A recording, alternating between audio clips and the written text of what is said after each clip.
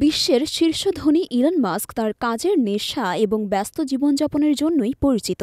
তবে সাম্প্রতিক সময়ে তার ওজন বৃদ্ধি নিয়ে ইন্টারনেটে চলছে সমালোচনার ঝড়।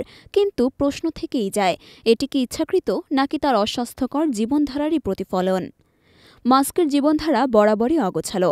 সপ্তাহে ১২০ ঘণ্টার কর্মঘণ্টায় ডুবে থাকা এই উদ্যোক্তা স্বাস্থ্যকর খাবার এবং নিয়মিত ব্যায়ামকে খুব একটা গুরুত্ব দেন না। ফলাফল ক্রমাগত ওজন বৃদ্ধি, ঘুমের মান কম এবং খাবার ও ব্যায়ামের অভাব তার শারীরিক অবস্থাকে প্রভাবিত করছে।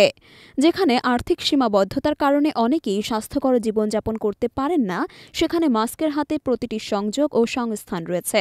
তিনি চাইলেই একজন ব্যক্তিগত প্রশিক্ষক, পুষ্টিবিদ, এমনকি একজন শেফ রাখতে পারেন, কিন্তু কাজের প্রতি তার অতিরিক্ত আসক্তি তাকে এসবের প্রয়োজনীয়তা অনুভব করতে দিচ্ছে না বলেই সকলের মত। মাস্ক নিজেই স্বীকার করেছেন যে তিনি মোটামুটি নিশাচর এবং অনেক সময় অফিসের ডেস্কে ঘুমিয়ে কাটান। তবে এই জীবনধারা তার উৎপাদনশীলতা হ্রাস করছিল।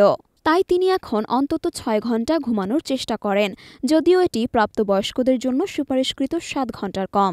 মাস্কের বর্তমান জীবনযাপন এবং কাজের প্রতি আসক্তি বয়স বৃদ্ধির সাথে তাকে শারীরিকভাবে আরও বেশি মূল্য দিতে বাধ্য করতে পারে। এলন মাস্কের জীবনের প্রতিটা ক্ষেত্রই তার সাফল্যের সাক্ষী। তবে শারীরিক সুস্থতা ছাড়া সেই সাফল্যের মূল্যায়ন অসম্পূর্ণ। হয়তো সময় এসেছে নিজের প্রতি একটু বেশি মনোযোগ দেওয়ার, যাতে কাজের নেশা ও স্বাস্থ্য দুটোই একসঙ্গে সামলানো যায়।